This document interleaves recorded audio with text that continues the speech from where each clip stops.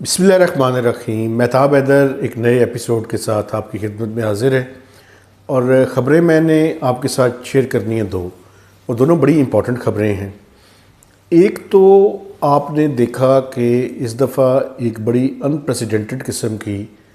Corps commanders کی meeting ہوئی، اور اس کور کمانڈرز کی میٹنگ کے بعد آپ نے دیکھا کہ کوئی آفیشیل پریس ریلیز جاری نہیں ہوئی۔ تو اس کے بعد مختلف جانب سے مختلف باتیں جو ہیں وہ سارے جو یوٹیوب پہ کام کرنے والے لوگ ہیں یا یوٹیوبرز ہیں اور وی لاگ کرنے والے لوگ ہیں، انہوں نے مختلف اس پہ باتیں کی ہیں۔ مجھے تو اس کا اندرونی کوئی احوال نہیں پتہ، لیکن کچھ چیزیں ایسی ہیں جو اس کے بعد انفولڈ ہونی شروع ہوئی ہیں۔ ایک تو میں وہ آپ کے سامنے جو ہے وہ پرسپیکٹیو جو ہے وہ رکھوں گا۔ دوسرا، ایک اکنامک فرنٹ پہ حکومت نے ایک امپورٹنٹ فیصلہ کیا ہے، اس کے بارے میں بھی آپ کے سامنے اپنی رائے جو ہے وہ پیش کروں گا، اور جو مختلف اکانومسٹ بات کر رہے ہیں وہ بھی میں آپ کے سامنے رکھوں گا۔ وہ فیصلہ رات کو فائنانس منسٹر اسحاق ڈار صاحب نے جو فیڈرل شریعت کورٹ کی ورڈکٹ ہے کہ 5 سالوں میں بینکنگ جو ہے وہ ربا فری یا سود سے پاک کریں، اس کے خلاف جو اسٹیٹ بینک آف پاکستان نے اور نیشنل بینک نے ریویو فائل کی ہوئی تھی اپیلز، وہ وڈرا کرنے کا اعلان کیا ہے۔ تو یہ دونوں چیزیں میں آپ کے سامنے بیان کروں گا۔ پہلی تو جی کور کمانڈرز کی میٹنگ۔ اس کور کمانڈرز کی میٹنگ بڑی ہی ایک سگنیفیکنٹ ٹائم کے اندر ہو رہی ہے، ایک ایسے ٹائم کے اندر ہو رہی ہے جب کہ پولیٹیکل ٹیمپریچر جو ہے وہ بہت تیزی کے ساتھ بڑھنا جو ہے وہ شروع ہو گیا۔ آپ نے دیکھا کہ پی ٹی آئی نے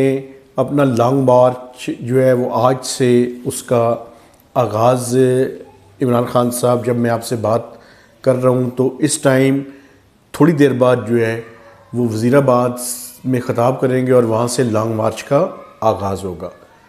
2-3 چیزیں بڑی امپورٹنٹ ہیں وہاں پہ۔ ایک تو یہ ہے کہ یہ لانگ مارچ کے نتیجے میں خاص کر جو پنڈی اسلام آباد کے رہنے والے لوگ ہیں، اور خاص کر جو پنڈی اور پنڈی کے گرد و نواح کے لوگ ہیں، ان کی زندگیاں پچھلے 3-4 دنوں میں بڑی اجیرن ہوئی ہیں، اور لوگوں نے یہ دیکھا کہ پنڈی شہر کے اندر اور روات میں اور ٹیکسلا، حسن ابدال، یہ جو علاقے ہیں اور جو اسلام آباد کو ساتھ ٹچ کرتے ہیں، ان لوگوں نے یہ دیکھا کہ چند درجن لوگ روڈز پہ بیٹھ کے انہوں نے روڈز کو بلاک کر دیا۔ تو ایک تو یہ بڑی ایک عجیب و غریب صورتحال جو ہے وہ پیدا ہوئی۔ حالانکہ سننے میں یہ آیا تھا کہ عمران خان صاحب نے روڈز کھولنے کا ان کو حکم دے دیا ہے، لیکن ابھی بھی کچھ روڈز ایسے ہیں جو بند ہیں، اور امید ہے کہ اب وہ روڈز کھلنے شروع ہو جائیں گے، لیکن ابھی تک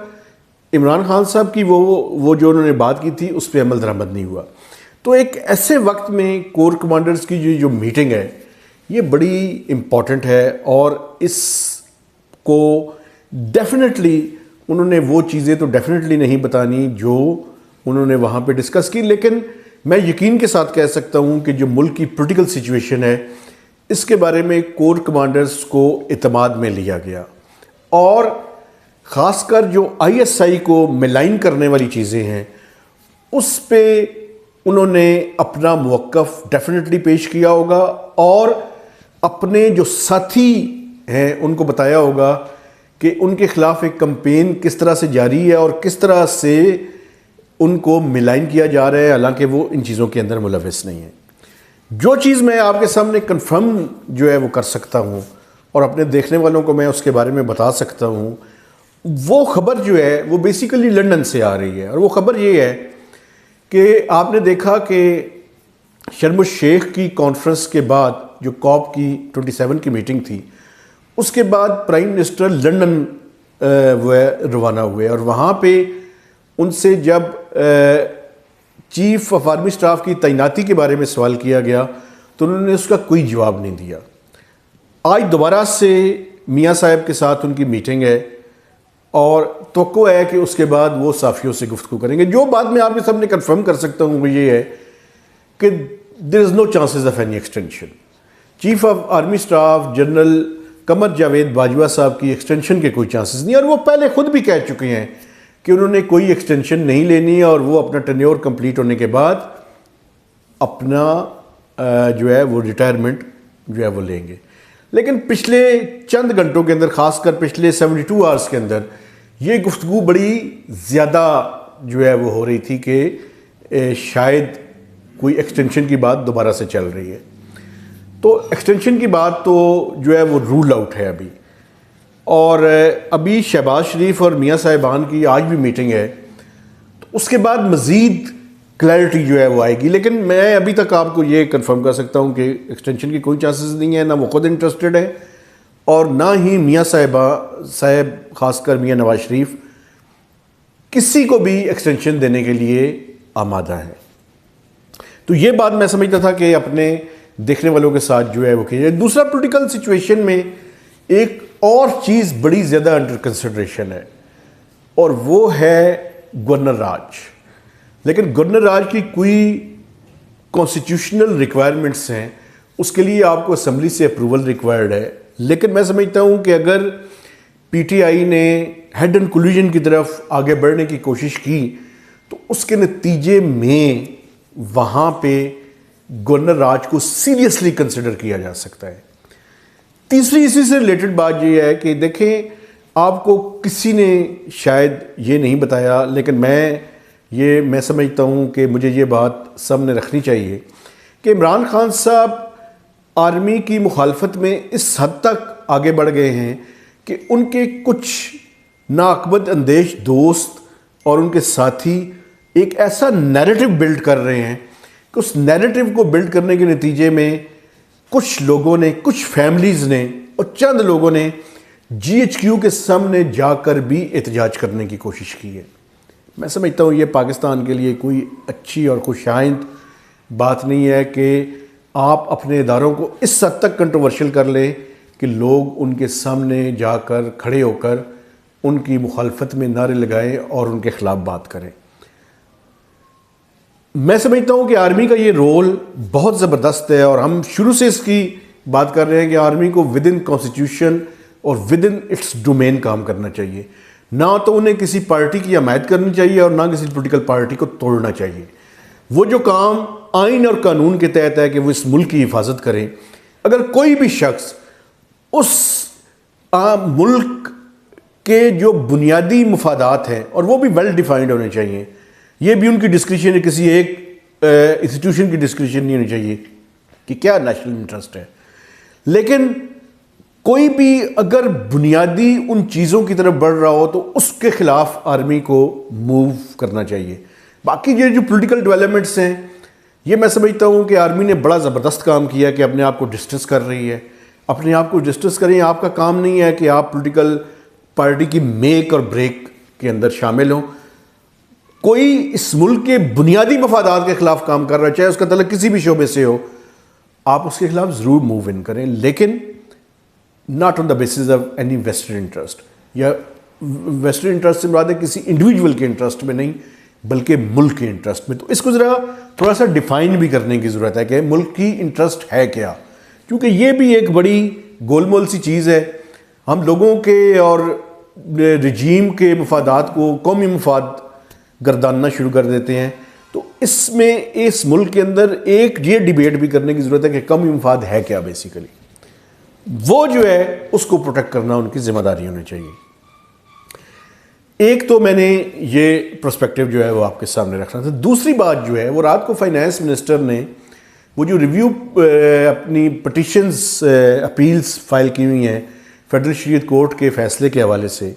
وہ وڈرا کرنے کا فیصلہ کیا ہے. دیکھیں، اسلامک بینکنگ کا جو سسٹم ہے وہ پہلے سے اس ملک کے اندر جو ہے وہ رائج ہے، اور ایک آپشن لوگوں کے پاس ہے. جو کوئی اس کو اویل کرنا چاہے وہ اس کو اویل کرے. میں سمجھتا ہوں کہ اس کے بارے میں کوئی جو ہے وہ چیز ایسی نہیں ہے، لیکن مجھے ذاتی طور پہ اور جو میری اکانومسٹ سے بات ہوئی ہے وہ کہتے ہیں کہ لگتا یہ ہے کہ یہ ایک پولیٹیکل موو ہے. جو اسلامک پارٹیز ہیں، خاص کر جے یو آئی جو کہ پی ڈی ایم کا حصہ ہے، اور جماعت اسلامی اس کے علاوہ اور باقی جو ریلیجیس پارٹیز ہیں شاید ان کو جو ہے وہ خوش کرنے کی کوشش کی گئی ہے. حالانکہ آپ کو پتہ ہے کہ فیڈرل شریعت کورٹ نے بھی جو فیصلہ دیا ہے وہ 5 سال کے اندر اس بینکنگ سسٹم کو جو ہے وہ اسلامک لائنز کے اوپر استوار کرنے کی بات کی گئی ہے. تو پہلے سے وہ موجود ہے. ایک بات تو یہ ہے کہ آپ جو سود کا نظام ہے وہ اسی روٹین کے ساتھ جاری رہے گا. آپ اس کو ایک پیرلل سسٹم کے طور پہ تو اسلامک سسٹم کو آپ اپنا سکتے ہیں, لیکن اگر آپ یہ کہیں کہ آپ سود کے پورے نظام کو جو ہے وہ ختم کر کے کریں گے تو میرے خیال میں جو اسلامک سکالرز ہیں ان سے ہمیں گائیڈنس پہلے بھی انہوں نے دی ہے, تقی عثمانی صاحب نے اور باقی لوگوں نے, اور انہوں نے ایک پیرلل سسٹم جو ہے وہ ان پلیس کرنے کی کوشش کی اور ہمیں بھی اسی کی طرف بڑھنا چاہیے. لیکن یہ جو ہم انٹرنیشنل فائنینشیل انسٹیٹیوشنز کا حصہ ہیں ان کے ساتھ جو ہمارے ایگریمنٹس اور ساورن ایگریمنٹس ہیں ان کو بھی ہمیں پروٹیکٹ کرنا ہے, کہ چونکہ ان کا بھی ڈیٹ سروسنگ وہ سود ہے تو اس کو تو جاری رکھنا پڑے گا. لیکن ڈومیسٹک جو لوگ شریعہ کمپلائنٹ انسٹرومنٹس پہ جانا چاہتے ہیں ان کو میں سمجھتا ہوں کہ ایک آپشنز بالکل دینی چاہیے اور اس پہ بات جو ہے وہ کرنی چاہیے, اور 5 سال کا ٹائم بھی ہے تو اس کی طرف جو ہے وہ زیادہ تیزی سے موو کرنے کی جو ہے وہ ضرورت ہے. تو یہ 2 خبریں میں نے آپ کے ساتھ اور پرسپیکٹیو جو ہے وہ شیئر کرنا تھا. آپ سے گزارش ہے کہ آپ ہمارے چینل کو سبسکرائب کریں, اس میں ویوز دیں, جن باتوں سے آپ اتفاق کرتے ہیں ان پہ ہمیں اپریشیٹ کریں, لیکن جن سے نہیں کرتے پلیز آپ سے گزارش ہے کہ ہمیں ود آرگومنٹس آپ جو ہے وہ کرٹیسائز بھی کریں, تاکہ یہ 2 وے آف کمیونیکیشن کے نتیجے میں ڈائلاگ اوپن ہو, اور اس ڈائلاگ کے نتیجے میں پاکستانی سوسائٹی کے اندر یہ جو ہمارے چیلنجز ہیں ان کو قابو پانے میں ہم بطور ایک افیکٹو سٹیزنز کے اپنا رول بھی پلے کر سکیں. تو مہتاب حیدر کو نئے ویلاگ تک اجازت دیجیے. خدا حافظ.